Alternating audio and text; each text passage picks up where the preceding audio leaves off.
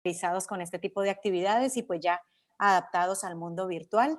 Esperamos que en esta actividad aprendan mucho. Se vale preguntar, aquí está el chat, nos pueden enviar las preguntas por el chat.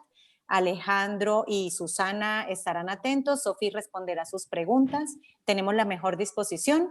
Alejandro va a estar grabando esta sesión como usted me lo pidió, ¿o la va a grabar usted, Luis Ángel? Pues mire, si la puedo grabar yo aquí en mi nube y se las comparto con mucho gusto, les agradecería. Claro que sí.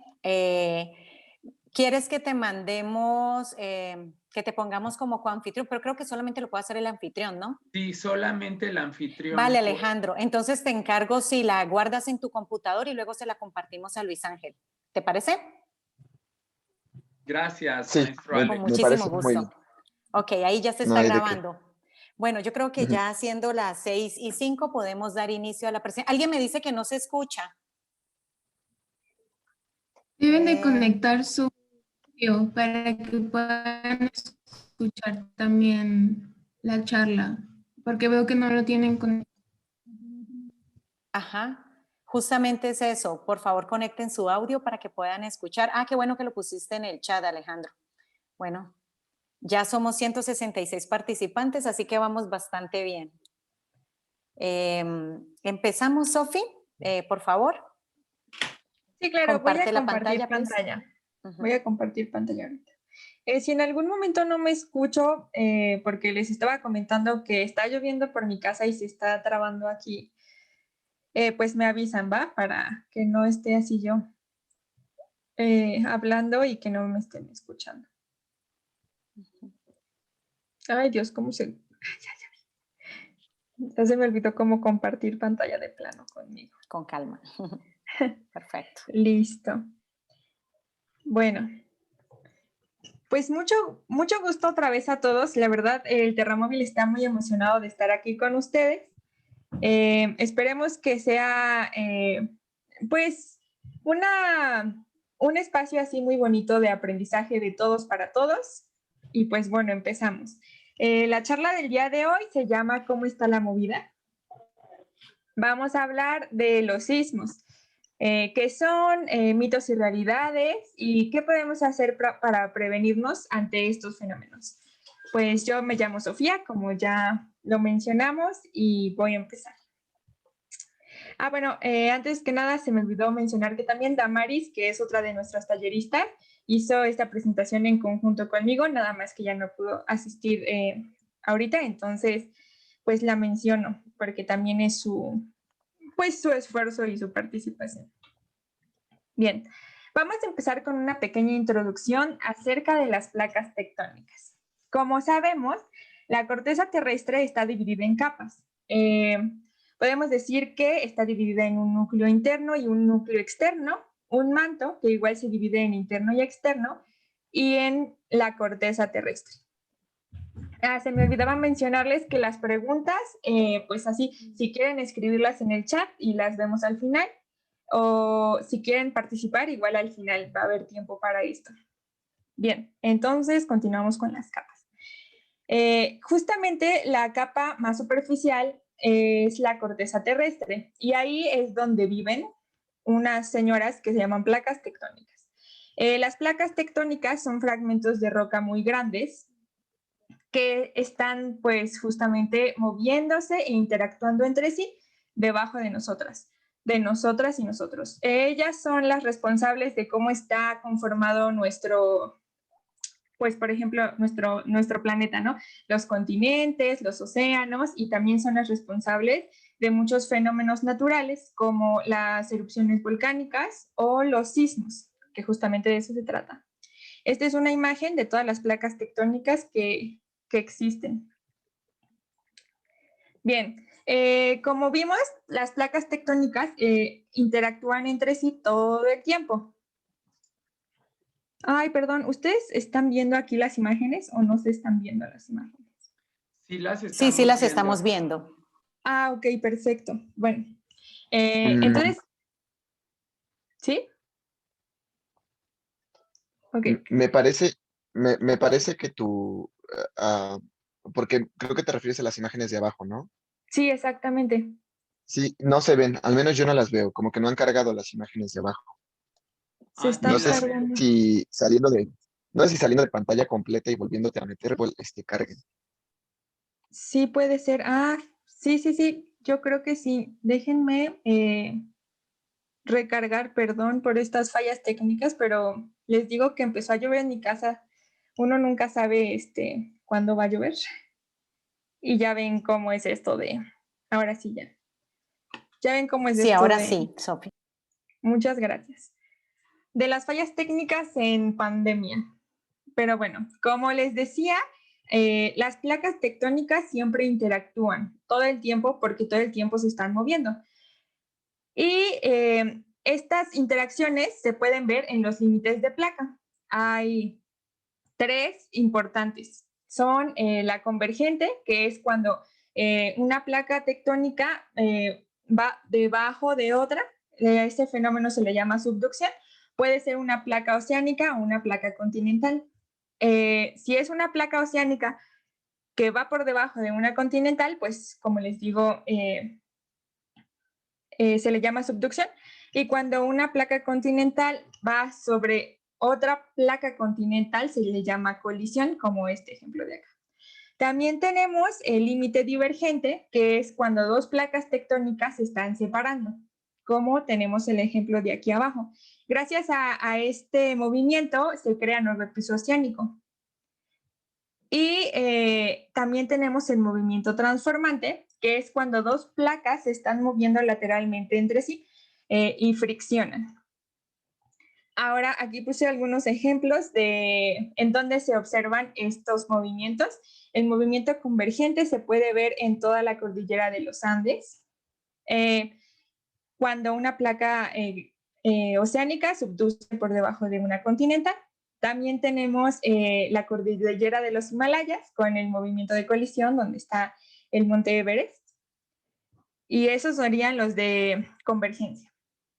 Luego tenemos los divergentes, que un ejemplo, el mejor ejemplo, ya dije muchas veces de ejemplo, es la dorsal del Atlántico. Y les pongo esta imagen porque si recordamos o si no sabían, la dorsal del Atlántico pasa por Islandia, que es esta islita de aquí arriba. Y entonces esta también se está separando. Y estos paisajes tan bonitos y curiosos que parece que alguien rompió la roca en dos, pues son producto de esta separación de las placas tectónicas. Y por último, como ejemplo de la falla transformante, tenemos la falla de San Andrés, que igual es un ejemplo muy famoso, hasta les puse aquí la película. Por si no la han visto, está buena, pero no es nada pegado a la realidad, no se preocupen, es más como para entretenerse. Y bueno, ¿qué onda con las placas tectónicas en México? En México conviven 5 placas, la norteamericana, la de Rivera, la placa del Pacífico, la placa de Cocos y la del Caribe. Y tenemos la fortuna, o no sé, de que todos los límites, o sea, todos los movimientos de límites de placas que les conté se ven aquí. Tenemos divergencia de la placa del Pacífico y la placa de Cocos, convergencia de la placa de Cocos con la de Norteamérica, y tenemos fallas, movimiento transformante en toda la península de Baja California, más la placa de Rivera con la del Pacífico.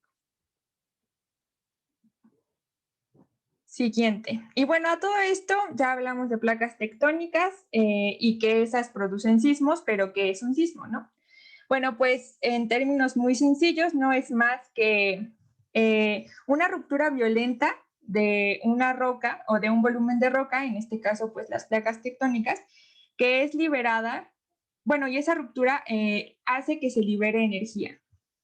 Como tenemos aquí en esta ilustración, pues tenemos aquí una falla que produce una ruptura y esa ruptura a su vez libera energía que está expresada como en estos círculos de aquí que representan ondas, porque la energía es liberada en ondas, que va en todas las direcciones.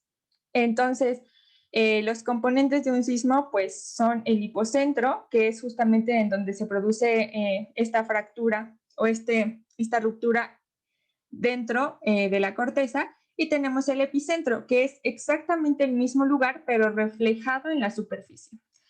Nosotros en las noticias siempre escuchamos, no, pues hubo un sismo con epicentro en las costas de Guerrero, ¿no? Y a lo que se refieren siempre es pues al lugar que se refleja del hipocentro. Otra cosa que también estoy segura de que todos hemos escuchado en las noticias es esta parte de, en una escala de 9 grados Richter, ¿no? O cosas así, de 6 grados Richter. Y bueno, pues resulta que hemos vivido engañados por los medios de comunicación porque la escala de magnitud de Richter realmente aquí en México no se usa. ¿Por qué? Porque esta escala se hizo para sismos, para cuantificar la magnitud de sismos de la falla de San Andrés. Entonces la hicieron los estadounidenses y la falla de San Andrés, si recordamos, tiene un límite transformante. Los sismos de aquí de México regularmente, todos se producen en las costas del Pacífico, regularmente, y ahí, como ya vimos, es un límite convergente. Entonces, pues son completamente diferentes las maneras en las que se originan los sismos.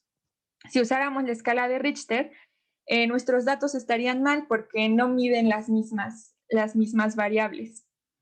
Sin embargo, aquí en México se utilizan 3 escalas. La escala de magnitud de Koda, MC, la escala de magnitud de energía, ME, y la escala de magnitud momento sísmico, MW. No sé si han visto que hay veces que nos dicen, no, pues hubo un sismo con una magnitud preliminar de 6 grados o de 6. Y luego ya después indican, después de un tiempo, que no fue de 6, sino que fue de 6.5 y que esa ya es la magnitud definitiva. Esto es porque lo que hacen primero para medir la magnitud es usar estas 2 escalas, la de Koda y la de energía, que son pues más sencillas porque miden menos variables. Entonces el resultado sale más rápido para ya pues tener algo que mostrarle a la gente. Y luego ya se utiliza la magnitud de momento sísmico, que es más compleja porque mide más variables. Y ya una vez los resultados arrojados, ya podemos decirle a la gente, bueno, los sismólogos, por supuesto, ya pueden decirle, no, pues fue de 6.5 específicamente. Otra escala que también se maneja en los sismos es la de intensidad, que es la escala de intensidad modificada de Mercalli. Esta, en vez de la de momento sísmico, por ejemplo, que se dedica a cuantificar la magnitud con números, por decirlo así, esta más bien se dedica a ver cómo la gente percibió el sismo. Es más cosas de percepciones. Por ejemplo, si tú lo sentiste medio leve, si no sentiste nada, si viste que se cayó un poste o si se cayó un edificio, y entonces eso es lo que va midiendo esta escala de Mercalli modificada. Tiene 12 niveles. El primero es, pues, no se percibió por nadie, nada más lo registraron los sismógrafos. Y el 12º es destrucción total. Se escucha bien catastrófico de película, pero así es. Y bueno, por ejemplo, en esta imagen, si tenemos un sismo que se produjo en las costas del Pacífico, justamente donde está mi punto verde, pues los que vivan cerca de las costas lo van a sentir muy fuerte, a comparación de los que viven cerca de la península, que lo van a sentir muy leve, aunque es de la misma magnitud, solo es cuestión de percepciones. Bien, esta gráfica me gusta mucho porque nos dice muchas cosas en un espacio relativamente pequeño. Imagínense que, bueno, mejor vamos a leerla juntos, ¿verdad? Aquí tenemos la magnitud de los sismos. Aquí nos dice cuánta liberación de energía hizo un sismo equivalente en kilogramos de explosivos. Acá abajo, en este triangulito de aquí, bueno, en esta pirámide, tenemos cuántos sismos por año hay. Y aquí tenemos, pues, qué equivale en energía a toda esta cantidad que nos están diciendo y al mismo tiempo esta magnitud. ¿Y qué podemos sacar importante de esta gráfica? Pues primero que... Ay, permítanme, es que no me deja ver esta barrita de acá. Listo. Primero que hay muchos terremotos de baja magnitud al año, muchísimos. Esto es pues porque siempre se están moviendo las placas tectónicas, entonces siempre hay sismos. El que no los percibamos pues ya es otra cosa, pero es muy normal. A veces la gente dice, es que ¿cómo puede ser que esté temblando todo el tiempo? Pero eso es bastante normal. Otra cosa que vemos es que sismos de grandes magnitudes casi no suceden, a veces menos de uno al año, ¿no? Y lo hemos visto en nuestra vida, en nuestro recorrido de vida por este mundo. Y, por ejemplo, los sismos más grandes registrados en la historia han sido de más de 9 o de 9. Son los de Sumatra, Alaska y Chile, que han sido muy, muy, muy desastrosos. Y estos, pues, liberan más energía que, por ejemplo, las bombas atómicas que cayeron en Japón en la Segunda Guerra Mundial. Más energía que un huracán promedio, más energía que una erupción de un volcán, ¿no? Y déjenme decirles que la erupción del Krakatoa no fue cualquier erupción. Literalmente se destruyó el volcán y volvió a nacer otro. Entonces, imagínense cuánta energía, ¿no? O sea, tan solo les digo que yo ni siquiera sé leer este número gigante de aquí arriba, pero por los ceros sabemos que son muchísimos. Bien, siguiente. Vientos. Bueno, ahora les voy a hablar de algo que creo que es muy importante para todos los que vivimos en la Ciudad de México, que es un efecto de sitio en particular, porque hay más, pero yo les voy a hablar de amplificación. No sé si a veces ustedes piensan que es muy raro, o sus familiares les preguntan, que es muy raro que en la Ciudad de México haya muchos desastres cuando hay un sismo que viene desde las costas del Pacífico y que tal vez en Acapulco, si es que fue en Guerrero, no hubo tanto desastre.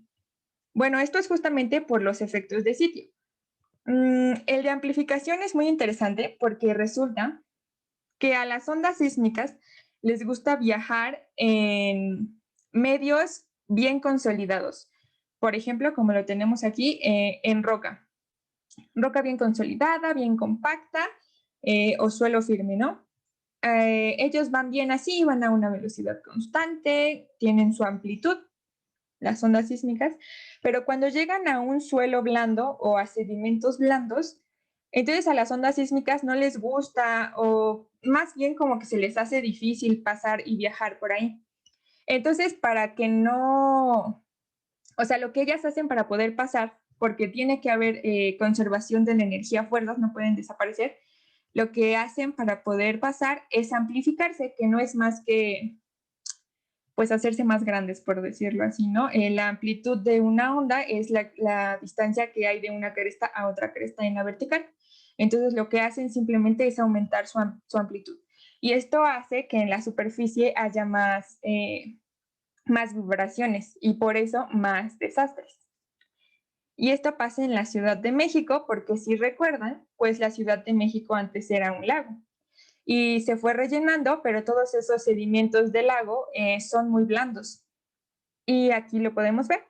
Este es un mapa de peligros de acuerdo al tipo de suelo en el Valle de México. Y pues tenemos que toda la zona del lago, que es un suelo blando, pues favorece a la duración de los sismos por este fenómeno de efecto de sitio de amplitud. Y pues ya conforme nos vamos alejando, en suelo de transición hay un poco menos de peligro y en zona de loma, donde ya tenemos roca firme, hay menos peligro todavía. Bien, ahora... ¿Puedes salir de tu presentación y volver a entrar para que se borren las rayas que hicieron, por favor? Gracias. Sí. O borrarlas desde tu dispositivo, por favor. Con razón yo dije, ay, ¿qué es eso? Yo no lo puse en mi presentación. Sí, creo que tienes que, una de dos opciones, o dejar de compartir pantalla y volver a compartir pantalla, Ok. o en la parte de donde está el lapicito para rayar la pantalla, dale en borrar, cualquiera de las dos. Ok, ya veo. Sí, ya se están borrando. Sí, no, como que no me caía el 20 que alguien estaba rayando. Por favor, no rayen, para que no nos distraigamos. Muchas gracias. Listo, ya puedes continuar. Va. Y bueno, ahora vamos con el sistema de alerta sísmica mexicano. Bien, a veces muchos piensan que la alerta sísmica la da el Servicio Sismológico Nacional, pero esto no es así. Hay un centro que se dedica a esto y es el Centro de Instrumentación y Registro Sísmico. También coloquialmente se le conoce solo como SASMEX, que es justo las siglas de Sistema de Alerta Sísmica Mexicano. ¿Cómo opera? ¿Cómo opera este sistema? Bueno, pues primero se necesitan estaciones sismodetectoras que regularmente están colocadas en el Pacífico porque es donde más sismos hay en México. Entonces se crea un sismo, estas estaciones lo detectan y entonces lo mandan a estaciones repetidoras. Esta información se manda en formas de ondas de radio porque descubrieron que eran más rápidas que las ondas sísmicas.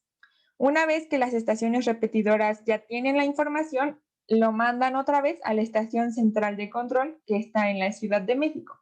Y una vez ahí ya se activa la alerta sísmica. Es un dato curioso, es que el SASMEX hizo el primer alertamiento a una ciudad en todo el mundo el 14 de septiembre de 1995. O sea que fuimos pioneros. Y bueno, algo que también me gustaría recalcar aquí es que pues nosotros somos muy afortunados al tener este sistema de alerta porque pues todas las condiciones tanto geográficas como pues de,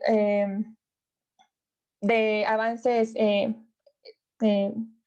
investigación nos dan chance de tenerlo porque hay muchos países que también son sísmicos como Japón donde no tienen un sistema de alertamiento porque simplemente no se lo permiten sus condiciones. Y todavía, aparte de tenerlo, tenemos 40 segundos los de la Ciudad de México para poder, pues, actuar ante el sismo, ¿no? Ya sea evacuar o cualquier cosa. Eso tampoco lo tiene muchas ciudades en el mundo. Entonces, tenemos que apreciar nuestro sistema de alerta sísmico. Bueno, ahora vamos con mitos, otros mitos y realidades. Pues yo creo que bien sabemos que los sismos no se pueden predecir. No hay que dejarnos pues engañar o no hay que dejar caernos en tentaciones de no, sí se puede. Ya ven los videos de YouTube que te dicen mil cosas de fórmulas matemáticas que concuerdan y caen y la verdad no sé, pero no se pueden predecir. Es muy difícil porque, como les decía, hay muchas variables que se tienen que considerar y hasta ahora no se puede. Septiembre no es un mes sísmico. Ha sido demasiada casualidad que nos haya pasado lo del 85 y lo del 2017 en septiembre, pero no es un mes sísmico, solo es el mes de la independencia y de los mariachis. Y estos términos de trepidatorio y oscilatorio, pues realmente no existen. Es como una manera en la que la gente le pudo dar ese significado a lo que ellos sentían, ¿no? Porque que a veces sentíamos que se movían círculos en nuestro piso o que a veces sentíamos como si estuviéramos brincando brinquitos, ¿no? Pero realmente estos conceptos no existen, aunque sí existen las ondas en la superficie que pues que hacen movimiento, no existen trepidatorio y oscilatorio. Más bien fue percepción de la gente otra vez. Y bueno, por último, ¿qué se puede hacer pues para prevenirnos de los sismos? O sea, ya vimos que no se pueden predecir, pero eso no quiere decir que ya no podamos hacer nada y pues esperemos siempre lo peor. Tampoco es necesario que seamos personas de protección civil o ingenieros civiles o científicos de la Tierra para hacer algo, más bien todos en nuestra casa y desde nuestra trinchera podemos hacer muchas cosas. Algo que es muy importante es tener un plan familiar. Un plan familiar, pues, o sea, realmente no es muy complicado. Simplemente es organizarse y saber qué es lo que hay que hacer de acuerdo a algún fenómeno que cause un desastre, ¿no? O sea, no solo un sismo, también puede ser una erupción volcánica, si es que vivimos cerca de un volcán, o un deslave. Pero bueno, en este caso, pues estamos hablando de sismos, así que nos enfocamos en los sismos. Siempre es bueno reunirse en familia, aunque suene así como algo muy básico, de hecho es muy importante porque salva vidas, muchas vidas, y saber cómo es que vamos a actuar ante un sismo. Por ejemplo, si todos trabajan en lugares diferentes, si hay niños en la escuela, si hay adolescentes en la universidad o jóvenes en la universidad y todos están dispersos por el Valle de México, si llega a haber un sismo como el que ocurrió en el del 2017, donde no había señal, donde todos los servicios como de comunicación estaban saturados, donde se fue la luz, donde no había comunicaciones, pues saber qué hacer, ¿no? Porque siempre eso nos va a mantener más en equilibrio y con más seguridad de lo que se debe hacer, ¿no? Pues ya sea fijar un punto de reunión si es que no se puede acceder a la casa, decidir, no sé, nos vamos a reunir aquí los adultos y de aquí vamos a ir por los niños a la escuela, los niños no se pueden ir de la escuela hasta que lleguemos por ellos, después vamos a llegar a nuestra casa, vamos a hablar a los abuelos y ya, ¿no? A esa clase de cosas me refiero. En la página de Protección Civil, le buscan Protección Civil Plan Familiar y le salen muchísimas más recomendaciones. Otra cosa que es muy importante siempre tener es una mochila de emergencia. Se recomienda tener una por familia, aunque hay veces que es bueno tener tal vez un kit, no una mochila, pero un kit de emergencia personal. La mochila de emergencia, ¿qué debe de llevar? Pues linternas de pilas y pilas, porque no sabemos si al usar un cerillo o un encendedor puede haber alguna fuga de gas que cause más desastres. Comida que sea ¿cómo se dice? No, no perecedera. Sí, no. Perecedera, muy bien. Sí, muchas gracias. Por ejemplo,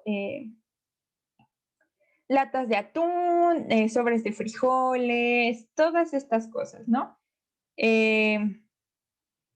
Agua embotellada también es muy importante porque no sabemos cuándo vamos a necesitar o cuándo va a escasear el agua. O sea, tal vez esto ya suena muy de fin del mundo, pero sí es importante tenerlo siempre presente.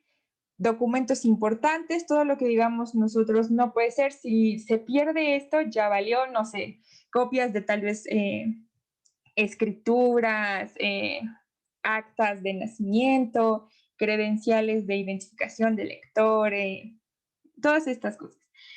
También siempre vamos a tener que tener presentes un kit de primeros auxilios porque nunca sabemos cuándo lo vamos a necesitar. Incluso son muy importantes los silbatos también, por si quedamos atrapados o algo así, pero esto es más de lo que yo recomendaría tener cada uno personalmente, ¿no? Aunque en una mochila de emergencia también no está de más tenerlo. Por último, y algo que a mí me gusta mucho, es esta parte de nosotros hacernos un poco más responsables de nuestras casas. Bien, hay muchas maneras en las que sin ser expertos, como ya les decía, podemos pues mantener nuestra casa en un buen estado para que sea más segura ante un sismo. Bueno, yo ahorita he estado desarrollando como una rúbrica que se llama, le puse exploración de casa porque es para niños en especial. Es como una actividad familiar que se hace pues para hacer más conciencia acerca de esta parte de prevención de sismos, ¿no? Entonces, en esta rúbrica, lo que se evalúa es si nuestra casa está en condiciones o no, bueno, seguras para aguantar un sismo desde nuestra trinchera. Como les digo, no son cosas como de estructurales y así, pero sí es muy bueno, porque hasta esos pequeños detalles pueden reducir mucho nuestro peligro. Entonces, pues por ejemplo, que los estantes estén bien fijados a las paredes, que las camas no estén cerca de las ventanas, porque nos puede agarrar un sismo en la noche y se pueden romper las ventanas y puede lastimarse, que de nuestros cuartos o de las zonas de uso común haya espacio en los pasillos para poder salir, que tengamos nuestra propia ruta de emergencia, Pues checar que las puertas se abran y se cierren correctamente, no tener cosas sueltas o tiradas en el piso, y también después de un sismo siempre observar nuestra casa. Si vemos alguna grieta o una fractura que no estaba antes, ya sea chiquita o grande, es importante ponerle mucha atención, porque no podemos saber si es un daño estructural o no. Y si vemos que de plano si es algo muy grande, pues siempre es bueno acudir con las personas como Protección Civil para que ellos nos digan entonces cómo proceder, ¿no? Pero si nosotros no tenemos cuidada y observada nuestra casa, pues cómo vamos a saber que una grieta que de repente vimos estaba ya desde antes o se produjo a partir del sismo, ¿sí me explico? Entonces, pues todas esas cosas son muy importantes y me incluyo, nunca las tenemos presentes.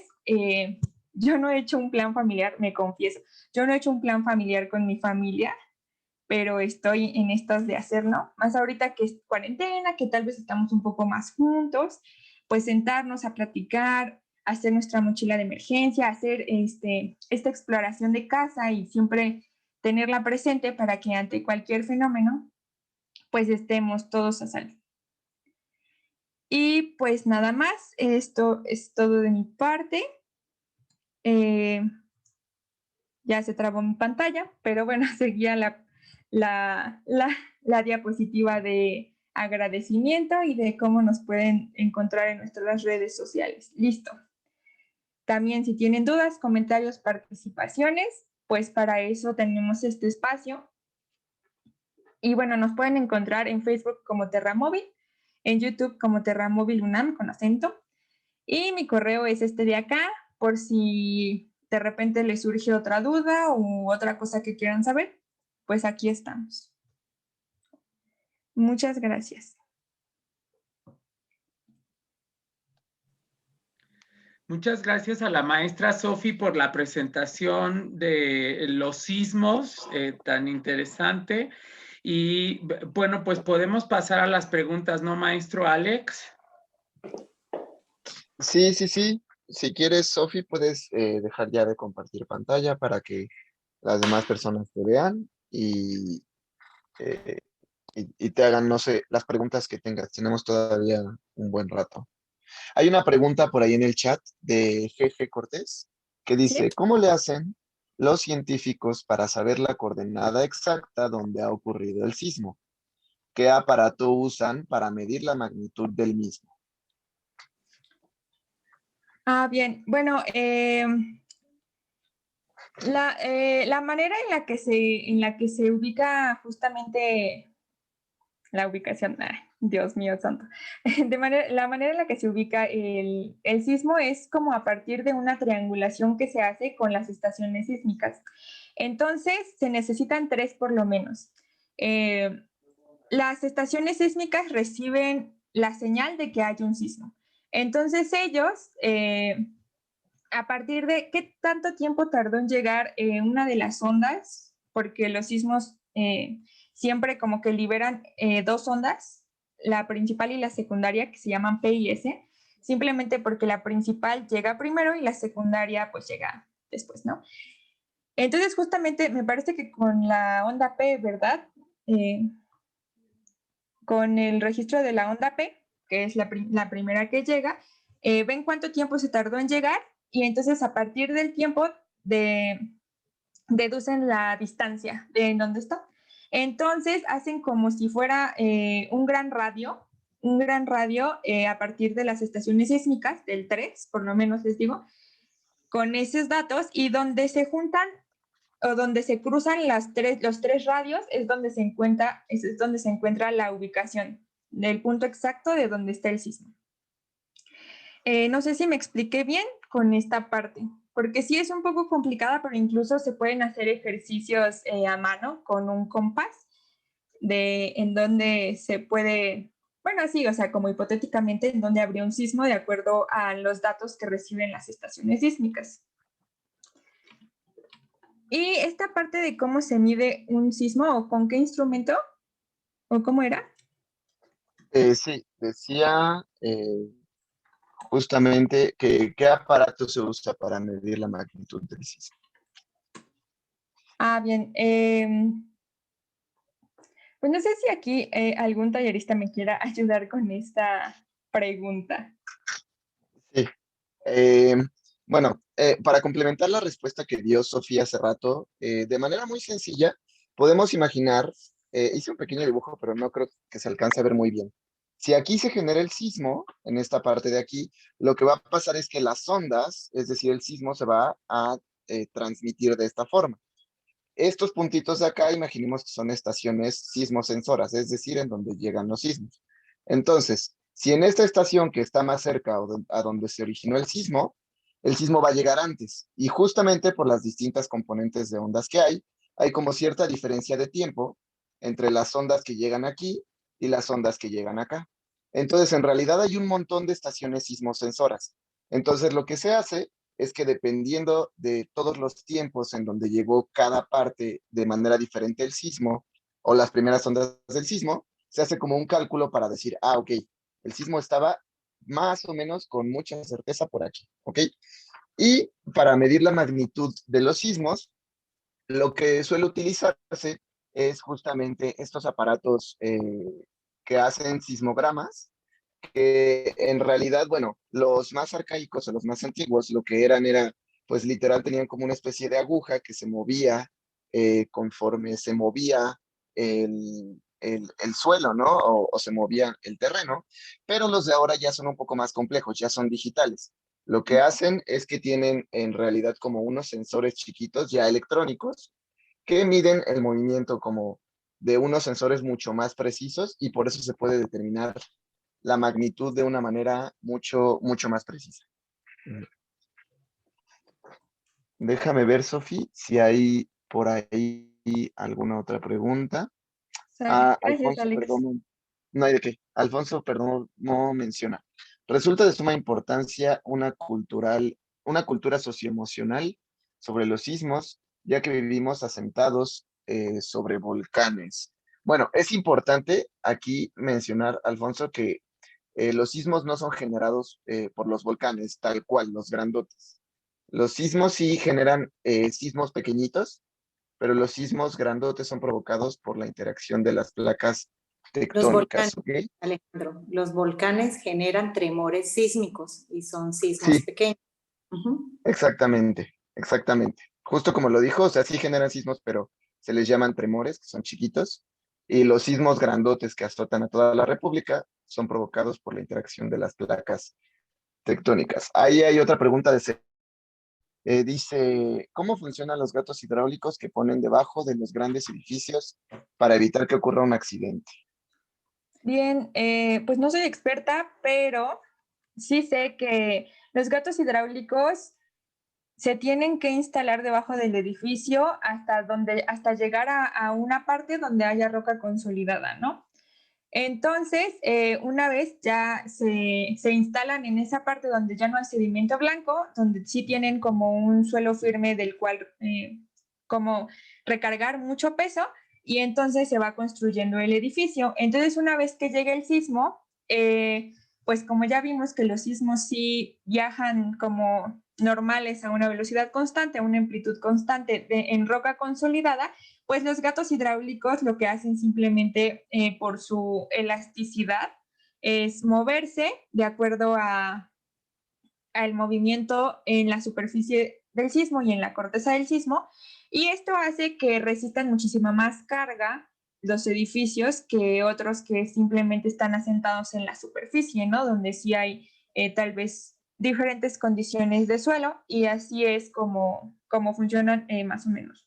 Son como pues grandes pilotes elásticos que se van moviendo de acuerdo al movimiento. Uh-huh. Muy bien. Sí, justo, bueno, Itzel Baños por ahí menciona que, bueno, ella dice que cada gato hidráulico tiene un momento generado para Exacto. resistir ciertos momentos en movimientos horizontales y verticales, pero justo, como dijiste, ¿no? Los gatos hidráulicos lo que hacen es contrarrestar, digamos, esas cargas producidas por los movimientos de los terremotos, como una especie de resortes gigantes. Exactamente. Muchas Mm, gracias, Itzel. por complementar esta pregunta. También Selene Molina dice, pregunta, ¿influye mucho el calentamiento global? Pues no. Antes de continuar, yo creo que valdría la pena retomar la parte de la magnitud. En el chat nos menciona que se mide con un sismógrafo. Entonces, para Ya. aclarar esto, ¿sí? Alejandro.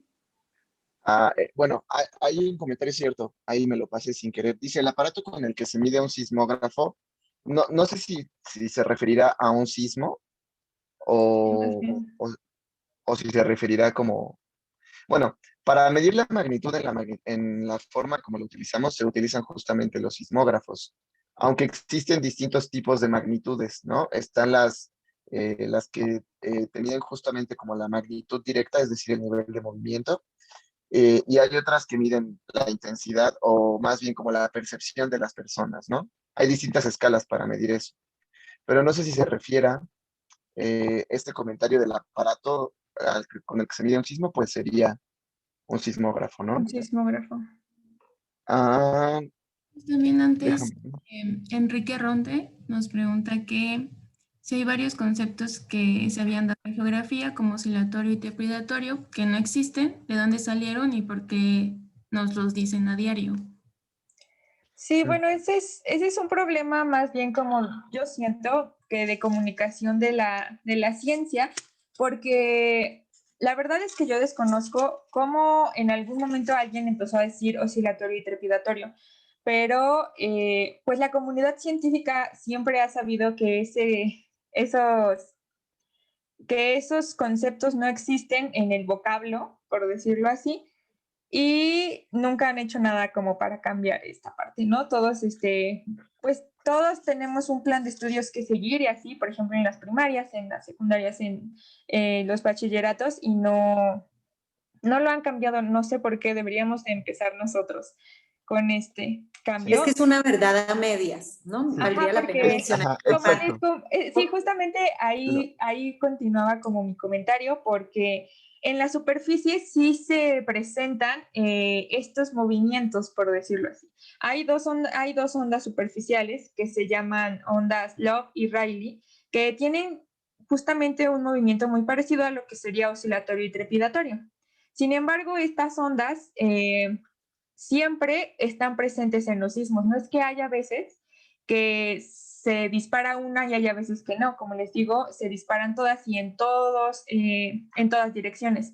Entonces, estos movimientos que comúnmente se les llama oscilatorio y trepidatorio son justamente pues la percepción en la superficie de las ondas Love y Rayleigh.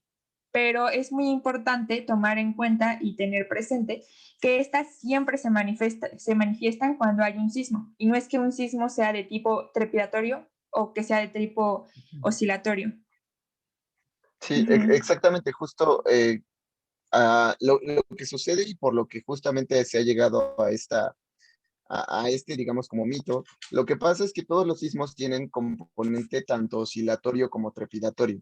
Digamos que de manera más formal, científicamente, se les llaman, como lo dijo Sophie, ondas Rayleigh o ondas Love. Pero no, más que explicarles eso, lo importante es que sepan que todos los sismos tienen tanto esta componente de movimiento lateral como movimiento vertical y, bueno, o sea, vertical y horizontal, es decir, hacia arriba y hacia abajo.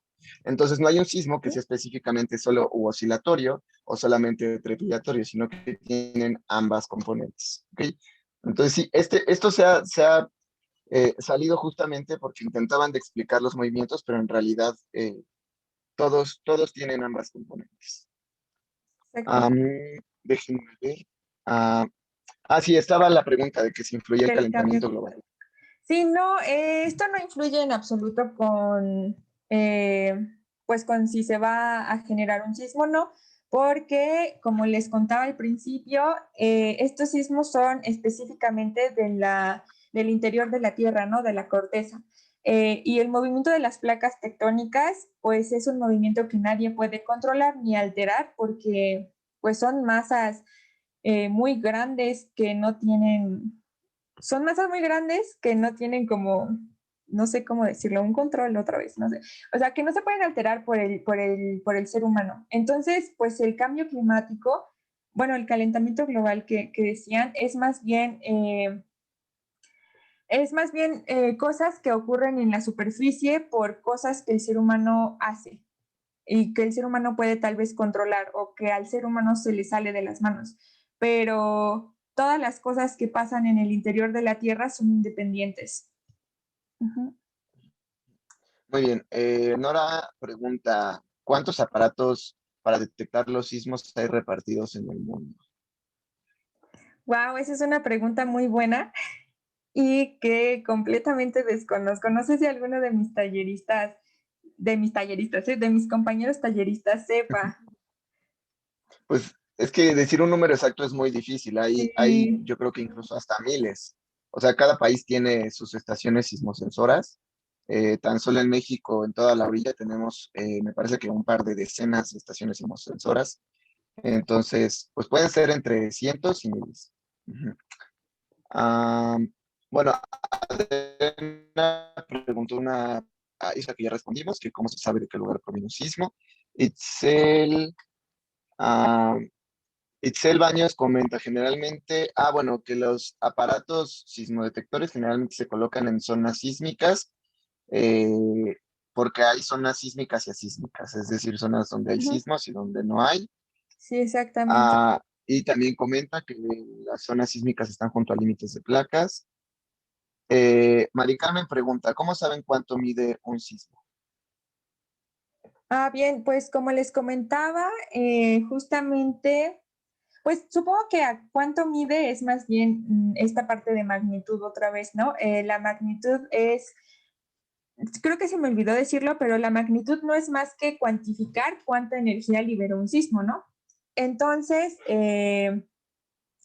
pues como les digo, a estas escalas de magnitud momento y magnitud Kodak son las que se dedican a registrar eh, y como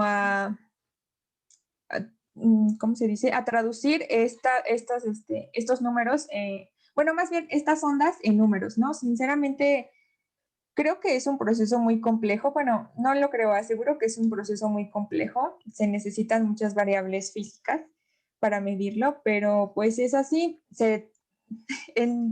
No podría contestarlo muy específicamente, pero pues en términos sencillos, toda esa magnitud, toda esa energía liberada, pues se traduce a números a través de estas escalas y todas las variaciones, todas las variables que miden del sismo. Ujú. Muy bien. Alfonso pregunta, entonces estamos asentados sobre una sísmica de norte a sur del continente. Me imagino que se refiere como a la localización, eh, ¿Cómo en pero, qué? o a que si estamos asentados sobre una zona sísmica del norte a sur del continente. No sé si se refiere a que es todo el país o el continente o, Pues, o- o- pues en México, vámonos al país primero. Pues México sí es prácticamente una zona sísmica de norte a sur. Bueno, tal vez sí se podría decir porque, como les digo, hay movimiento e interacción de placas tectónicas desde la península de Baja California hasta Chiapas, ¿no? Que sería como eh, toda la línea de la costa del Pacífico. Y pues todos estos movimientos producen sismos. Si, por ejemplo, pues también en la costa del sur de América, pues también hay sismos y vulcanismo involucrado por justamente también la subducción de la placa de Norteamérica con la de allá abajo. Y en el norte del continente, desconozco un poco la tectónica, pero pues también debe de haber subducción. Bueno, por lo menos tenemos que en el sur de Estados Unidos sí hay sismicidad por la falla de San Andrés y no sé si en el norte, pero pues prácticamente se podría decir que América, el continente, pues sí es un continente sísmico. Muy bien. Por ahí Fabián Enrique preguntaba si los científicos saben cuándo pasará el sismo, pero en el chat ya le contestaron varias veces que los sismos no se pueden predecir. Sí, Hay, exactamente. hay Por ahí una pregunta vi, del profesor. Bueno, ¿sí? sí, es que por ahí vi una pregunta de si todos los sismos pueden generar tsunamis. Se me hizo una buena pregunta para responder. Sí, si Em, quieres, contéstala. Ujú. Ujú. Y pues no, todos los sismos no producen tsunamis. depende de en dónde se genera el sismo. Si se genera el sismo en una placa oceánica donde hay pues océano de por medio, entonces sí va a haber un tsunami involucrado. Y siempre va a haber un tsunami si es que el sismo se da en una zona pues oceánica, ¿no? Pero, por ejemplo, si el sismo se da en continente, como varios que aquí, ¿no? Como el del 19 de septiembre se dio en continente, ¿no? Entonces ese no Produjo. no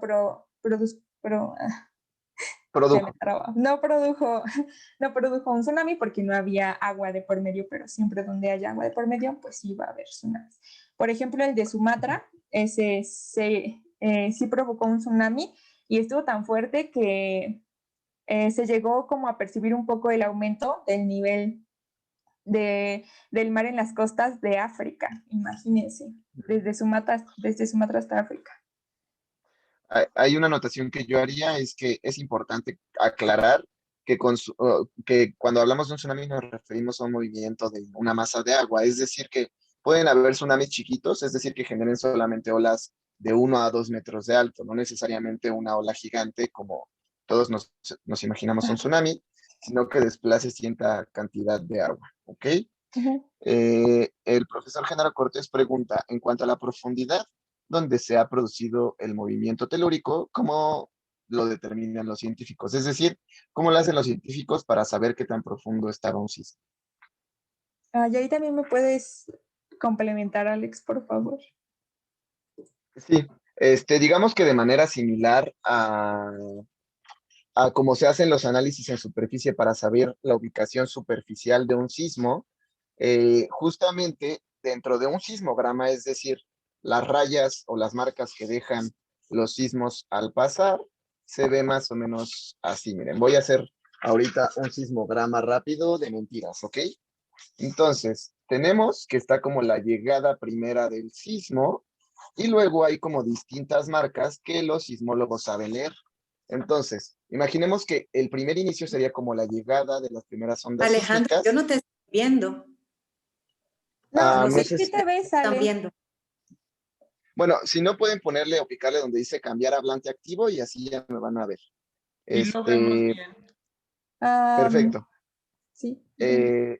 Entonces, en las primeras ondas que llegan justamente sería como este primer movimiento, ajá, y después van a haber distintos picos. Todos esos picos, los científicos saben cómo analizarlos, porque todo esto es información que viene no solamente de la superficie, sino también de dentro del planeta. Entonces, sabiendo estas diferencias de tiempo que hay y conociendo más o menos cuál es el material, es decir, las rocas que hay debajo del planeta de donde estamos nosotros parados, y a partir de ecuaciones súper complicadas, ellos meten estos datos en unas ecuaciones y a partir de eso pueden hacer otra especie de triangulación como para detectar exactamente cuál era el punto debajo de la superficie. Entonces es importante mencionar que el punto que está en superficie se le llama epicentro y el punto en el cual se generó el sismo se le llama hipocentro. ¿Ok? Entonces justamente los hipocentros se determinan con información sacada de los sismogramas. ¿Ok? Gracias. Entonces, no, de qué, déjame ver. Hay muchas preguntas todavía. También mencionaron si hay una relación entre el cambio climático y los sismos. Sí. Sí. Sí, no, esa ya la contestamos, según yo. No hay Sí. relación. Ese es el resumen de la pregunta. Lucía Santiago pregunta qué magnitud tuvo el sismo del 85. En México fue como de 8.1, ¿no creo? Sí, 8.1, 8.2. Ok. Cedex Plan de Guadalupe pregunta, hablando de mitos, por ahí se dice que las tormentas solares tienen ciertas influencias sobre la Tierra, a modo que pueden causar sismo. Incluso dicen que las manchas solares influyen en la posibilidad de que se produzca un sismo en la Tierra. ¿Eso es verdad? No, también es completamente falso. Otra vez, pues lo que sucede en las placas tectónicas en la corteza terrestre solo sucede ahí y se expresa en la superficie en donde nosotros vivimos, pero nada del exterior influye. Muy bien. Juan complementa, bueno, vuelve a decir por ahí lo de que es error decir que es oscilatorio y trepidatorio. Y Estrella pregunta que entonces, ¿por qué tienen esos movimientos los sismos? ¿A qué se debe? Lo de oscilatorio y trepidatorio. Bueno, como les comentábamos, hay unas ondas que se llaman ondas superficiales, que son justamente las que nosotros percibimos cuando hay un sismo. Son las ondas Love y Rayleigh. Como ya había dicho Alex, pues estas como que se propagan en dos direcciones, ¿no? En una horizontal y en una vertical. Y pues de acuerdo a cómo lo percibimos en la superficie es como se pueden, pues cómo se pueden deducir que existen, ¿no? Así es, ya se me olvidó la pregunta, pero creo que iba por ahí, ¿cierto? No te preocupes. Sí, Bien, sí. entonces. Javier Romero vuelve a preguntar relacionado con esto del calor, que se dice que la temporada de sismos ocurre cuando hay más calor. ¿Es esto cierto? No, Y tampoco. pues no, ¿no? Igual, ujú. Igual que lo hemos comentado, importante aclarar, el calor no tiene ninguna relación directa con la cantidad de sismos. En dado caso sería el calor interno de la Tierra, pero no es algo que esté a nuestro control o que haya una relación directa demostrada. Entonces, hasta ahora, no hay una relación que diga que porque haya más o menos calor, hay más terremotos. Pregunta Cristian, ¿cuál es la diferencia entre sismo y terremoto? Pues realmente no hay ninguna, es como si fueran sinónimos. Ujú. Sí, y Ujú. normalmente como que se tiende a decir sismo cuando es de magnitud baja y terremoto cuando es de magnitud alta, pero la verdad es que son exactamente lo mismo. Sí, exactamente.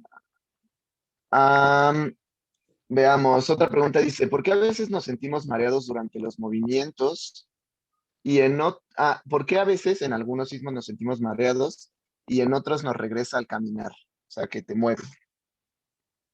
Pues esto igual es por justamente en dónde estamos parados cuando sentimos el impacto de las ondas sísmicas. Es otra vez cuestión de percepción. Si estamos tal vez en el coche, a veces ni siquiera se siente un sismo, ¿no? Y tú estás ahí en el coche y dices, ay, pues ¿qué pasó? ¿Por qué todos están alterados, ¿no? Y cuando estás en Ujú. tierra firme, por ejemplo, al ras del suelo, puedes sentirlo diferente, o cuando estás en un edificio que a su vez se está moviendo, también puedes sentir diferente y como justamente como si te empujara hacia atrás o no te dejara caminar, pero es percepciones de cómo sentimos las ondas sísmicas de superficie. Muy bien. Rocío pregunta, ¿consideran que son seguras las alarmas sísmicas de la Ciudad de México? Sí, 100%. Como les decía, el sistema de alertamiento es muy bueno, es muy preciso y al contrario, hasta es ventajoso para nosotros porque tenemos 40 milagrosos segundos para actuar. Muy bien. Por ahí David preguntaba otra vez cómo se puede predecir un sismo, pero en el chat también ya le volvieron a decir que no se puede predecir un sismo. Ujú. Está otra vez la pregunta del calentamiento global que ya respondimos que no influye. ¿Qué tan cierto es que después del sismo del 2017 una placa tectónica se afectó? Bueno, pues como lo vemos, tal vez de una manera muy sencilla de decir, pues siempre que hay un sismo, una placa tectónica sufre una afectación porque se rompe o se fractura. Entonces, pues en el sismo del 2017 no fue la excepción, fue un sismo intraplaca. Eso quiere decir que la ruptura fue en una misma placa, porque a veces es interplaca, que es entre las dos placas, pero esta vez solo fue en una sola. Y pues se fracturó y obviamente cada vez que hay una ruptura, pues cambian su movimiento, incluso pueden cambiar la velocidad con la que se van moviendo. Entonces, pues sí, se puede decir que sí se afectó una placa tectónica. Muy bien. Vero pregunta, ¿por qué tiembla tanto en China? Bueno, todas las costas del Pacífico son o sea, es un lugar tectónicamente muy activo. Entonces, de hecho, hasta hay una cosa que se le llama el cinturón o el anillo de fuego, que es justamente todos los volcanes activos que están alrededor de las costas del Pacífico. Y no es la excepción que también haya movimientos de placas tectónicas del otro lado del Pacífico, donde está Japón y China y, todo, y Nueva Zelanda y Australia y todas esas cosas. No, creo que Australia ya no, pero sí toda esta parte de arriba, en donde están pues el continente asiático. Por eso ahí también tiembla mucho. O en Japón, que es un ejemplo también de un lugar sísmico. Muy bien. Kevin pregunta, ¿cuál es la diferencia entre magnitud e intensidad de un sismo? Ah, bien. Bueno, en la presentación igual ya lo había comentado, pero la magnitud nos dice cuantitativamente, o sea, con números, cuánto fue la energía que liberó el sismo. Y la intensidad más bien es una medida más cualitativa, es decir, como de percepciones o de observación de qué fue lo que pasó al momento de que ocurrió el sismo en superficie. Les comentaba, si se cayó un poste, si se rompió una ventana, si nosotros lo percibimos o no, si se cayeron más edificios, si se movieron los edificios. Esa es la diferencia. La magnitud es cuantitativa y la intensidad es algo meramente cualitativo. Muy bien. Dice, ¿qué tan catastrófico? Selene pregunta, ¿qué tan catastrófica sería la falla de San Andrés? Me imagino que si se genera un sismo fuerte ahí en San Andrés. Bueno, pues la verdad no lo sé. Eh, Bueno, si no quieres sé. ahí comento yo. Sí, por favor. Luego tenemos esta idea de que puede ser un sismo súper catastrófico, sobre todo porque salió esta película, ¿no? De la falla de San Andrés, con La Roca, en donde tú ves que así los edificios están cayendo y que todo se va así a destruir. Pues la realidad es que, o sea, hay muchos límites de placa que tienen mucha, digamos, como posibilidad de generar sismos muy fuertes, pero no necesariamente por eso va a suceder lo que sucedió en la película, donde el suelo prácticamente se caía, ¿ok? Entonces, es importante no vivir tampoco como con ese miedo, sino más bien ver qué podemos hacer para estar preparados al respecto, ¿ok?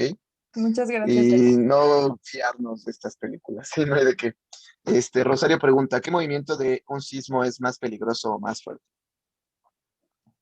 Bueno, supongo que estamos hablando como de estos movimientos de los límites de las placas tectónicas que les contaba y pues en donde se ha visto que se han generado movimientos más fuertes o magnitudes más grandes es en los límites convergentes.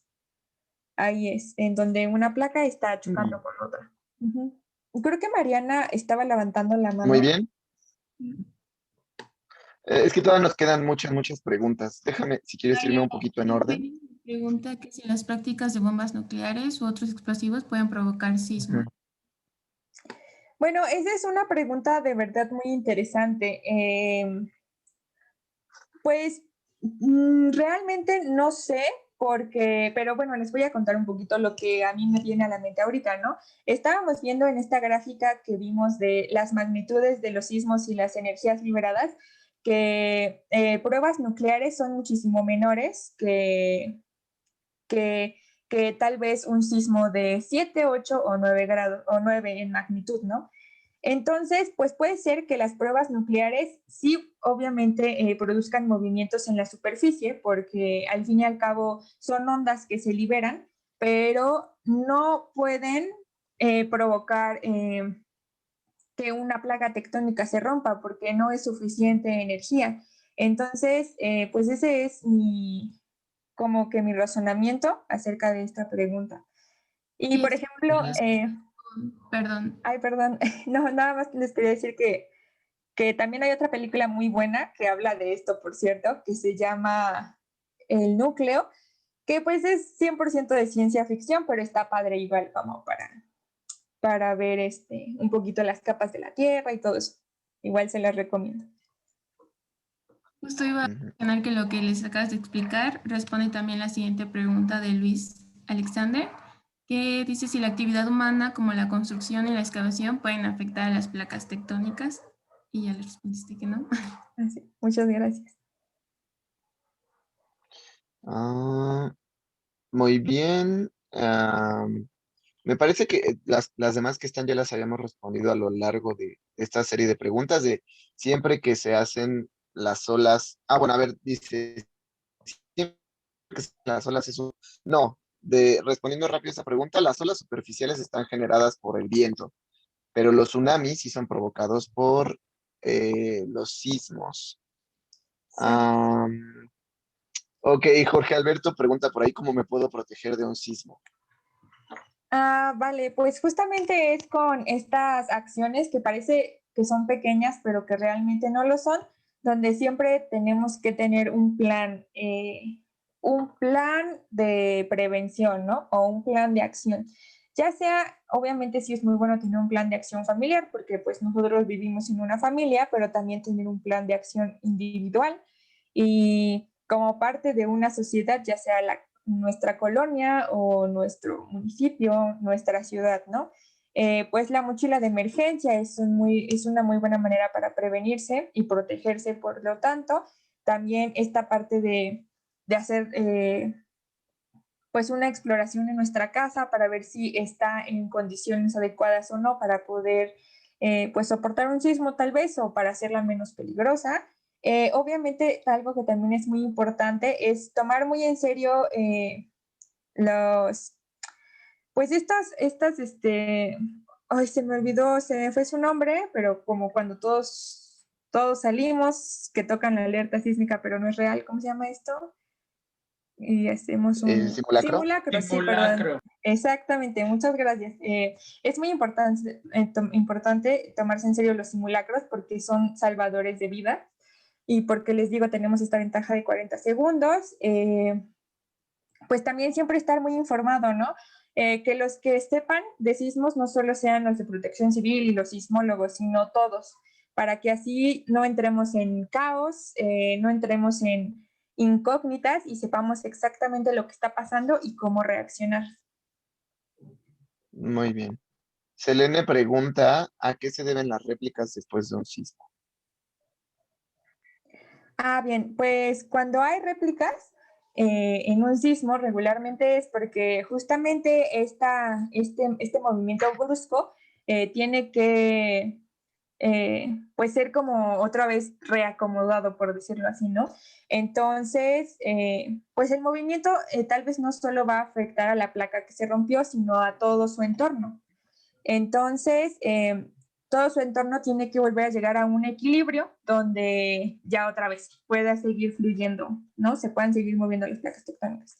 Entonces, estas réplicas son justamente esos movimientos de reacomodo de todas las placas y el entorno. Y regularmente, de hecho, Bien, siempre van a ser menores que la magnitud del sismo. Si de repente hay algo que es mayor, no es una réplica, es otro sismo. muy bien. Planos.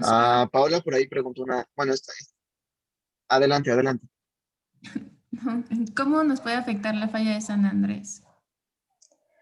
Bueno, pues la falla de San Es que Andrés, creo que justo, ajá.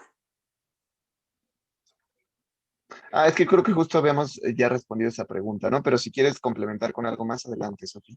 No, pues solo iba a decir que pues principalmente está en Estados Unidos, en California, y se extiende sí hasta Baja California, pero pues realmente, como ya había dicho Alex, pues no es algo, pues no sabemos cómo vaya a ser el sismo, ¿no?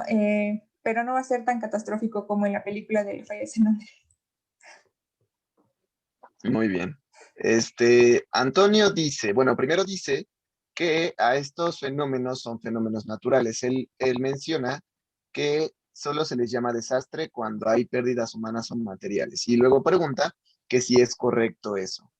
Es decir, que Sí, si es correcto que se le llame desastre solo cuando hay pérdidas humanas. sí, exacto. Es súper correcto. No sé si incluso yo confundí ahorita el término, pero sí es muy importante saber que los sismos no son nuestros enemigos, ¿no? Son fenómenos naturales, justo como lo dice. Y pues sí, se produce un desastre cuando ya está involucrada ahí, pues el ser humano, ¿no? Y justamente pérdidas humanas o pérdidas físicas, ya entonces es un desastre. Solo es muy importante no olvidar que los desastres no son naturales, es decir, son fenómenos naturales que producen desastres. ¿Ok? Exactamente. Marisa Desiree pregunta, ¿puede que en algunos años se pueda predecir un sismo? Pues tal vez sí. Yo no sería como de la idea de simplemente negarlo para siempre. La tecnología siempre avanza y sí es muy complicado, obviamente, tener monitoreado absolutamente todo, pero yo diría que tal vez sí, tal vez no a corto plazo, sino a muy largo plazo. Eh, pero podría ser que sí. No sé, mis otros compañeros qué opinen.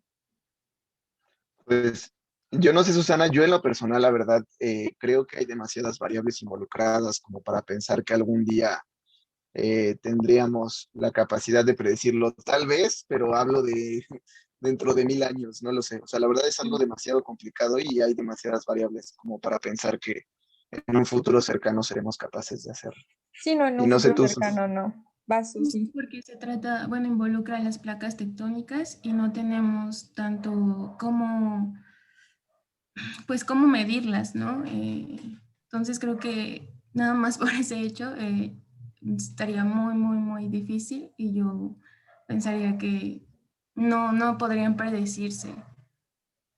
Tal vez muy bien.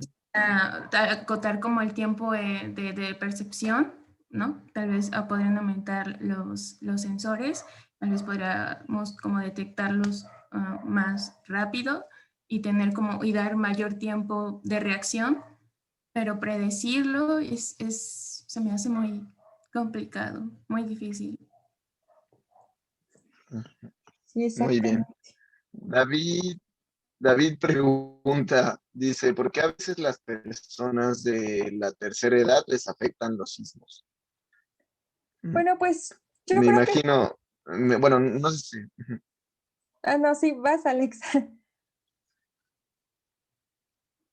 bueno, o sea, no sé si se refiere a como que solo les afecte a ese grupo de personas, pero al menos en lo personal creo que nos afecta a todo mundo, ¿no?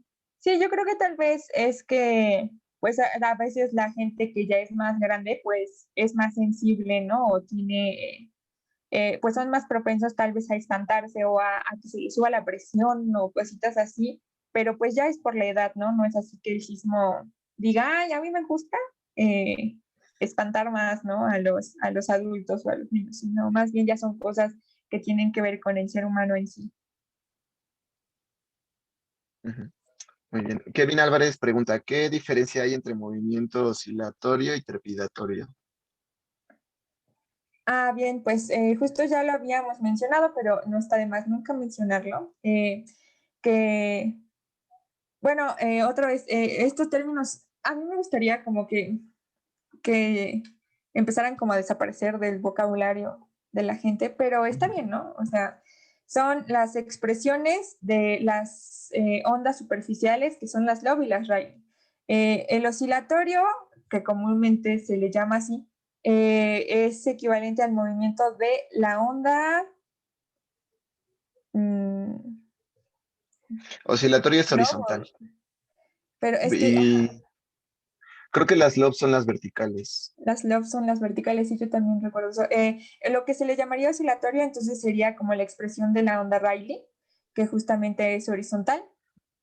Y el trepidatorio sería la expresión, o bueno, lo que se le llama exactamente la onda Love, que son movimientos verticales que van en la componente vertical. Ujú. Muy bien. Nos pregunta Una pregunta de Adriana dice, ¿cuál? el sismo con mayor Creo intensidad. que vamos a leer la misma, Susi. Si quieres, ¿Dónde se ha registrado? Ah, no, el sismo con mayor intensidad que se ha registrado y dónde ocurrió. Eso no. Ah, ok, bien. El sismo con mayor intensidad, si no estoy mal yo, es el de Valdivia, ¿no? El sismo de Valdivia en Chile, en Chile. ujú, ujú. Sí, fue de 9.5 magnitud momento. Ujú. Y fue en Chile. No me acuerdo en qué año, pero sí fue ese.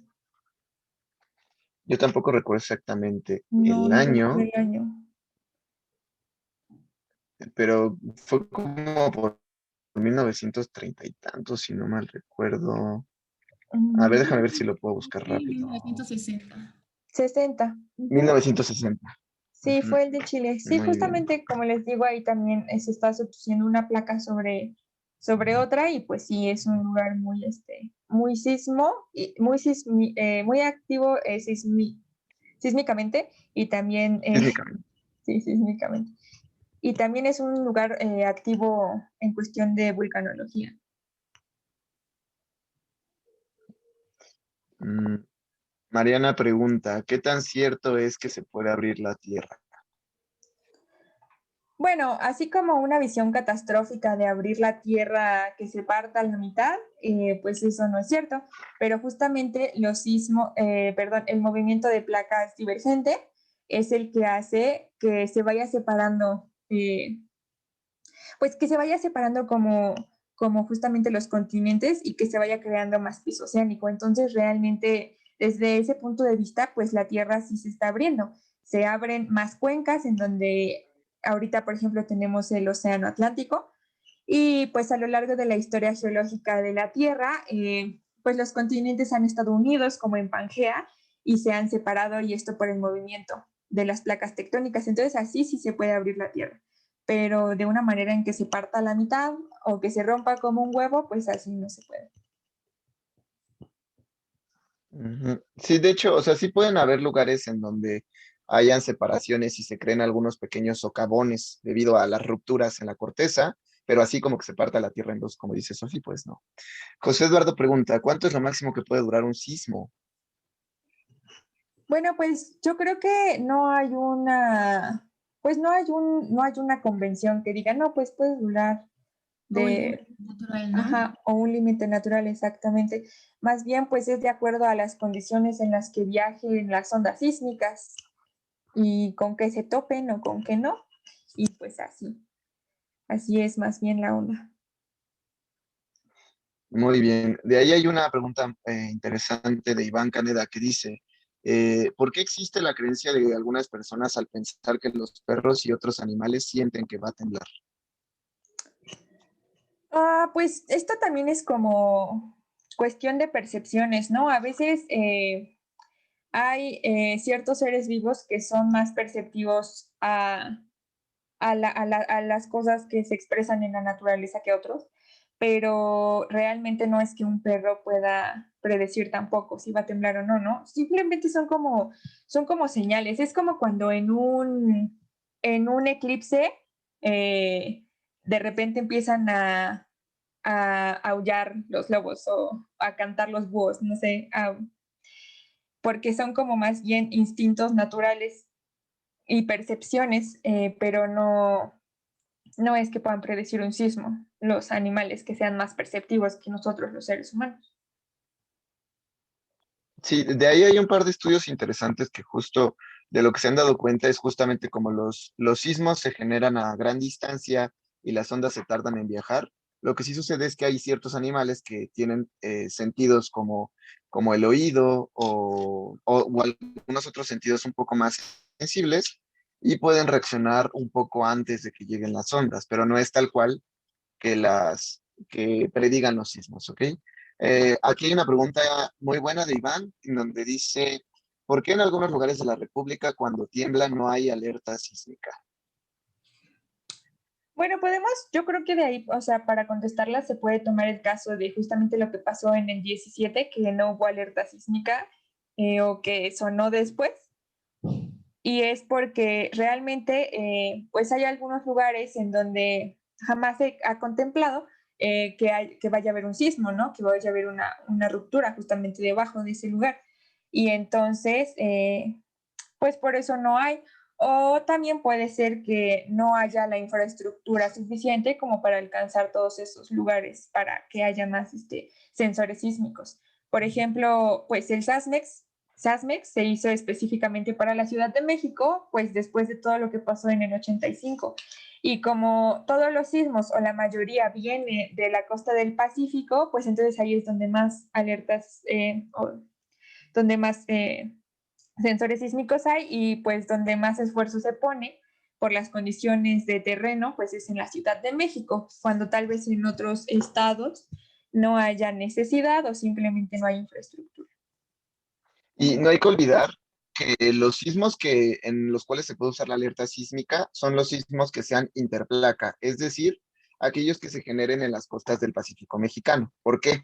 Porque lo que pasa con los sismos intraplaca, es decir, los que están adentro del continente, dentro de la placa, están muy cerca de la Ciudad de México, por ejemplo. Entonces, si ocurre un sismo en Morelos, como está muy cerca de la Ciudad de México, prácticamente no hay tiempo como antes, en donde podamos mandar una señal y podamos evitar que, que, que sepamos que viene el sismo. Justo por eso en el 17 no sonó la alerta sísmica, porque justo uno de los sismos no fue provocado en las costas del Pacífico mexicano.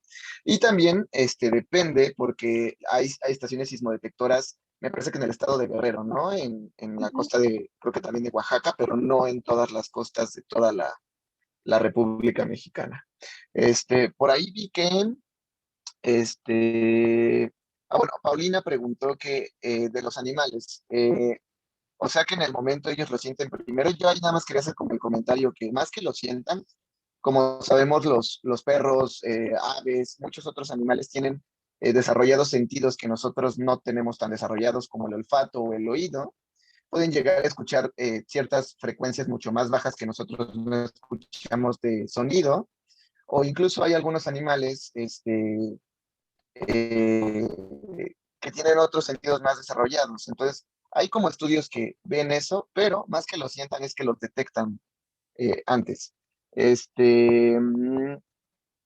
Y justo al respecto, Minera pregunta que qué animales está confirmado que presienten o detectan cuando va a suceder un sismo.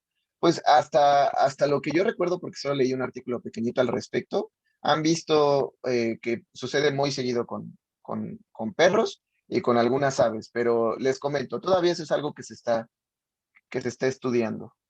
No sé si todavía tengamos más espacio para preguntas, ya quedan muy poquitas, pero ya llevamos casi media hora de preguntas. No sé si también tengan alguna otra actividad planeada o si podemos continuar.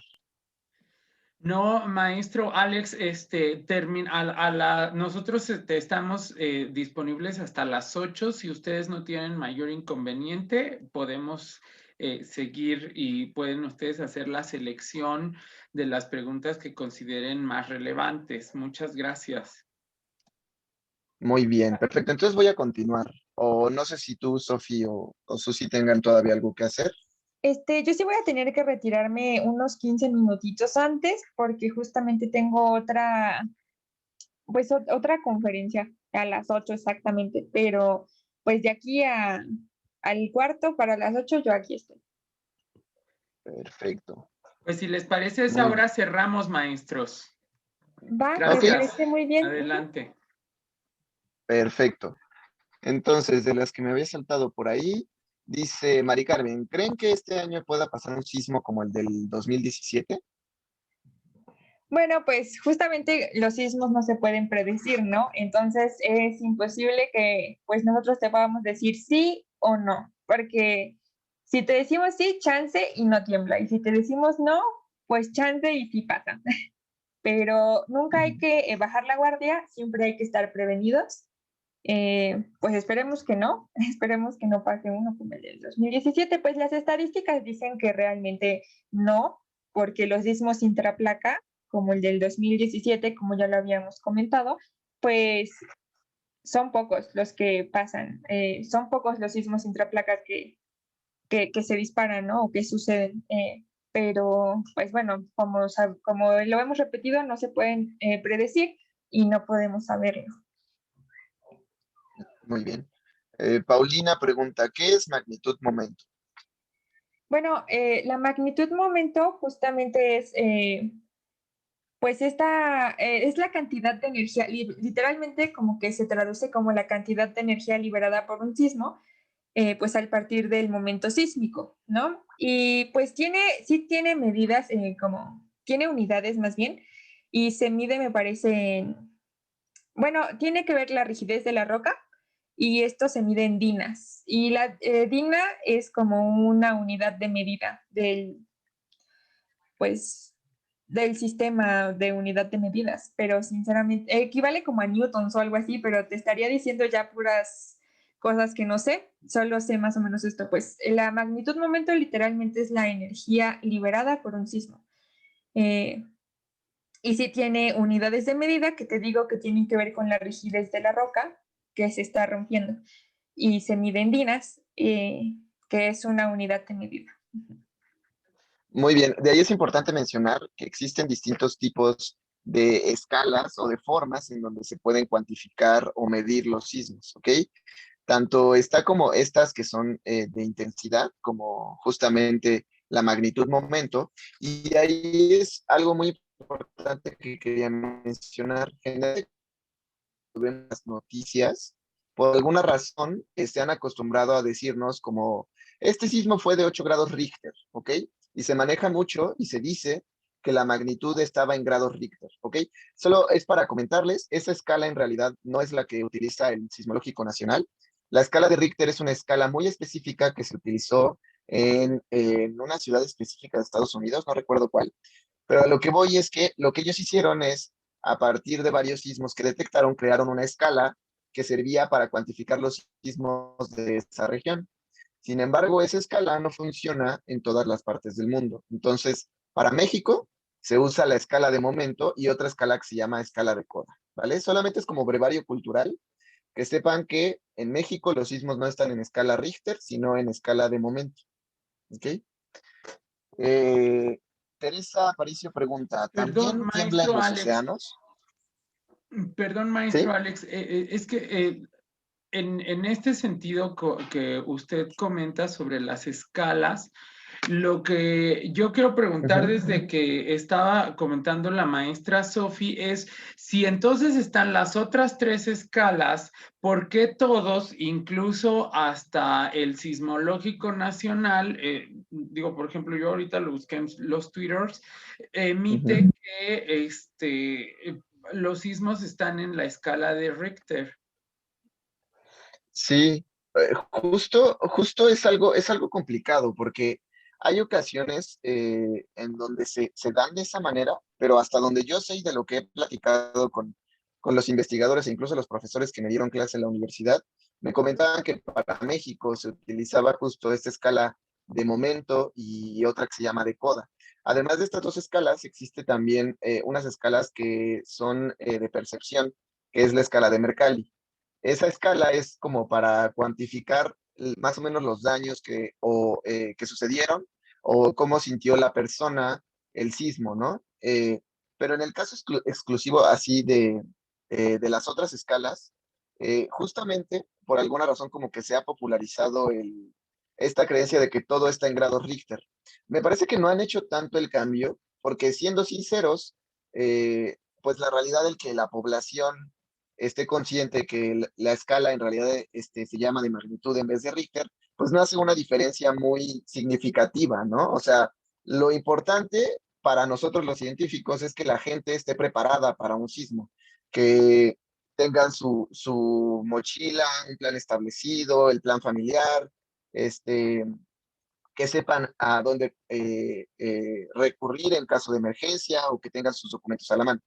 Entonces, a mí en lo personal me parece que esa es la razón por la cual hasta ahora no han realmente como que hecho énfasis en esta diferencia de nombre, pero por una cuestión meramente que pues en realidad no hace mucha diferencia para la población, ¿no? Sino este, que de todas formas, pues lo importante es estar conscientes que es un peligro del cual tenemos que estar preparados. Ujú. Sí, es cierto, muy buena observación, Alex. Mm. Gracias. Mira, aquí Rosa también pregunta algo interesante. Dice, ¿en qué afectan los sismos a las estructuras? Ah, bien, pues cuando un edificio o una casa pues no está preparada para recibir un sismo, pues entonces puede haber daños estructurales en las estructuras. Bueno, otra vez, daños estructurales en las estructuras.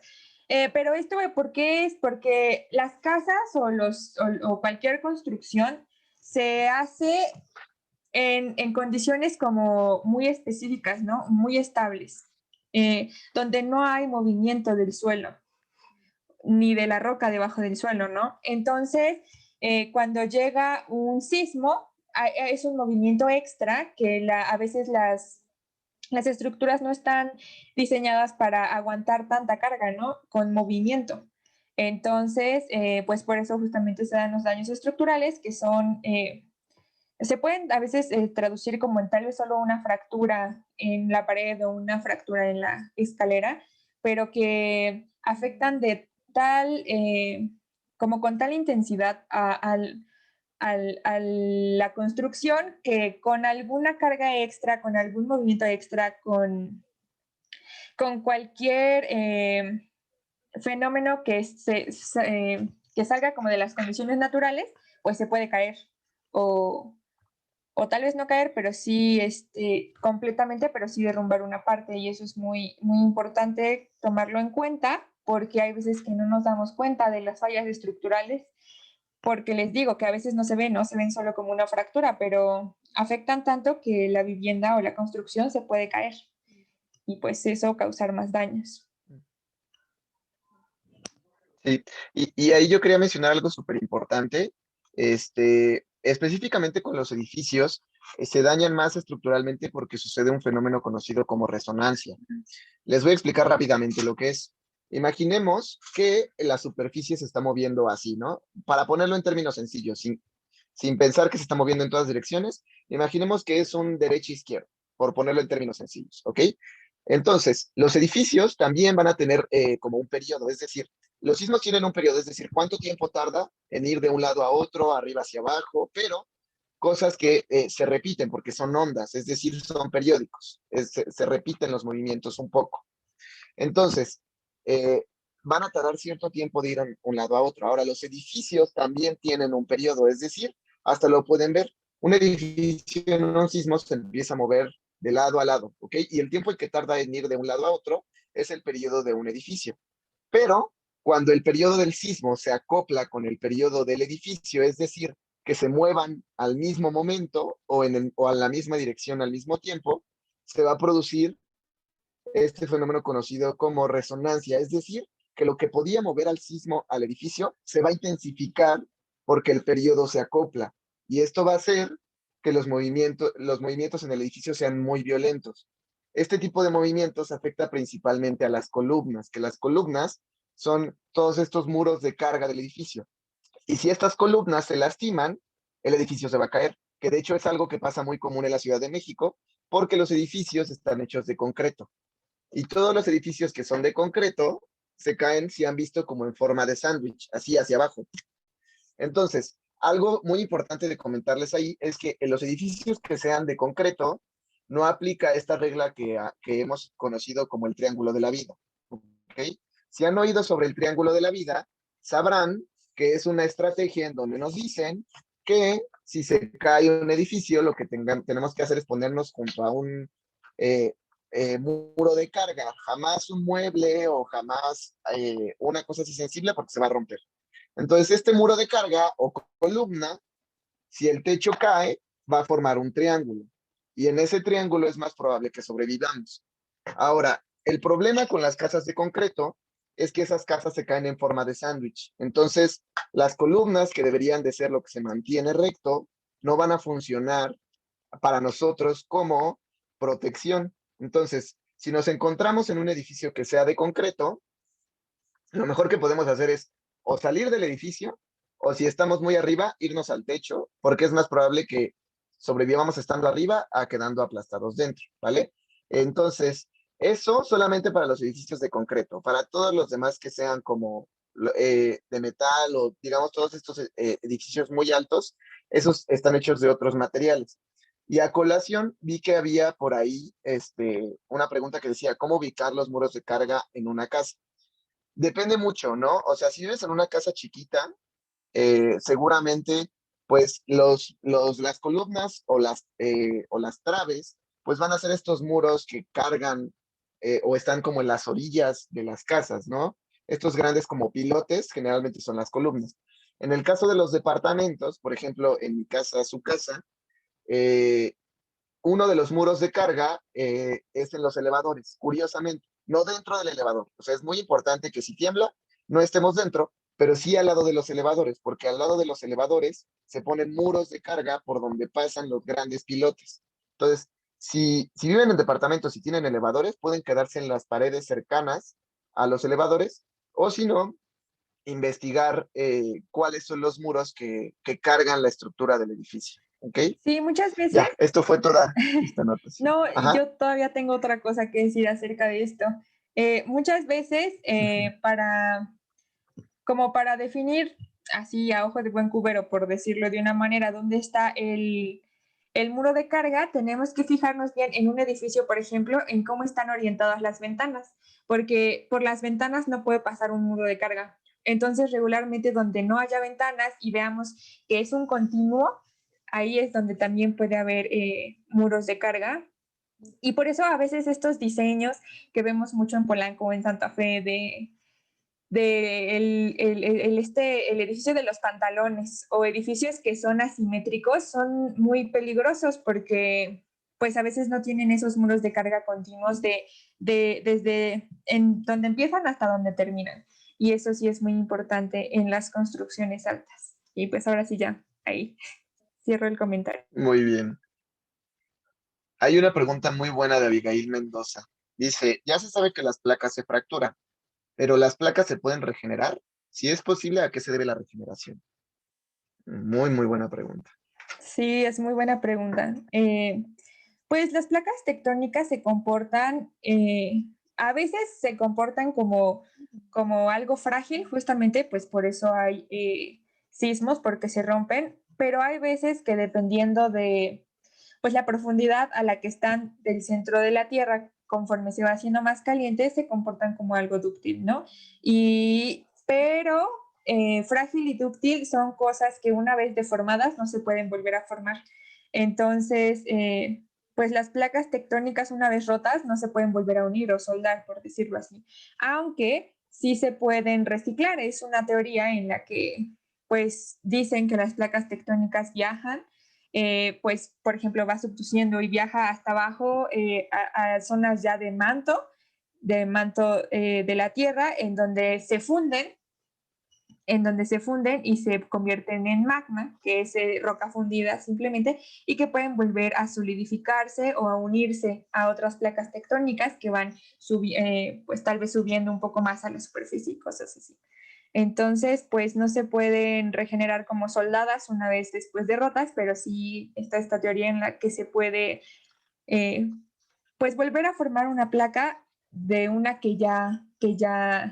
pues ya no existe, ¿no? Que ya se convirtió en roca fundida. Y está muy padre, muy interesante. Miren, para ejemplificarlo un poquito mejor y que no quede tanto en palabras complicadas, les hice unos dibujitos rápidos. Miren, el primero, esto de aquí, representa a una zona, a un límite divergente de las placas. Es decir, es un lugar en donde se va a estar creando nueva corteza oceánica, es decir, nuevo piso oceánico, ajá, un nuevo fondo.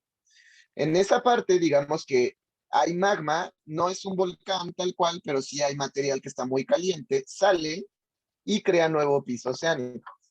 Esta Sofi mencionó una zona de subducción. Una zona de subducción es más o menos algo así. Estas líneas representan dos placas. Esta placa está entrando debajo de esta otra. Ajá. En esta zona de aquí va a haber material, es decir, rocas que se calienten, se deshagan, suban y formen volcancitos aquí, que es lo que pasa en México. Ahora, estas placas al entrar, todavía no está 100% comprobado, pero se cree que se calientan muchísimo y se deshacen. Ahora acá abajo hice la imagen. Imaginemos que este es el planeta. Ajá. En esta parte de aquí tenemos una zona de subducción como la de arriba. La placa entra y lo que se cree es que esta placa se hunde. Ajá. Se hunde mucho y al llegar casi en el límite con el núcleo del planeta, se cree que ahí se funden, es decir, que se deshacen. Y este material que se deshace está tan caliente que puede volver a subir y volvería a crear estas zonas donde se crea nuevo piso oceánico. Les reitero, esto que les acabo de explicar es meramente especulativo, o sea, todavía no está 100% confirmado de que las placas lleguen hasta acá abajo, porque es muy difícil. O sea, la distancia que hay de aquí a acá son como 4.000 kilómetros hacia adentro de nuestro planeta. Y no podemos llegar dentro de la Tierra y tomar una muestra de que eso está pasando. Todo esto se ha hecho justamente gracias a análisis de sismogramas, porque con cosas bien complicadas, los científicos pueden más o menos analizar cómo viajan las ondas dentro de nuestro planeta y hacer modelos como este, en donde se imagina, muy probable que sí, pero todavía no está 100% confirmado.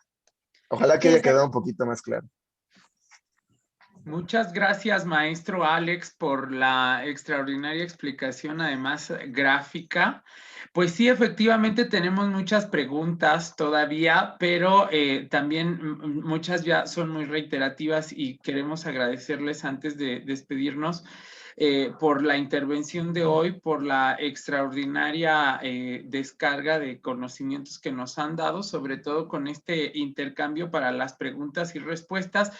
Por ahí leí una que estuvieron reiterándola y que me parece importante en este aspecto de las réplicas para cerrar y agradecerles, porque no sabemos, no nos queda completamente claro cuándo termina un sismo con sus réplicas y empieza, vamos a decir, otro. Por ejemplo, hoy el Sismológico Nacional tuiteó un mensaje en el que dice: hasta hoy a las 17:30 horas del día 10 de febrero, se han registrado 15,952 réplicas del sismo magnitud 7.4 ocurrido en Oaxaca el 23 de junio de 2020. Entonces, ¿cuándo van a terminar, por ejemplo, las réplicas de ese sismo desde junio de 2020? ¿Y cuándo podemos decir, hoy ya registramos un nuevo sismo y a partir de hoy empezamos a registrar unas nuevas réplicas?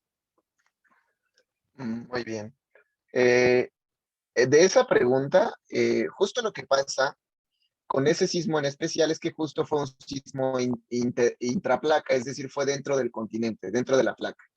Cuando hay sismos intraplaca, se generan en una zona y un lugar muy específico. Es decir, que donde existe esa ruptura, se rompió ese fragmento de la corteza terrestre y como lo dijo Sofi hace rato, las placas tienen que llegar a un punto de equilibrio. Es decir, todo lo que se rompió después de esa ruptura inicial, pues al final hay tantos esfuerzos que están coincidiendo ahí abajo que no terminan de acomodarse.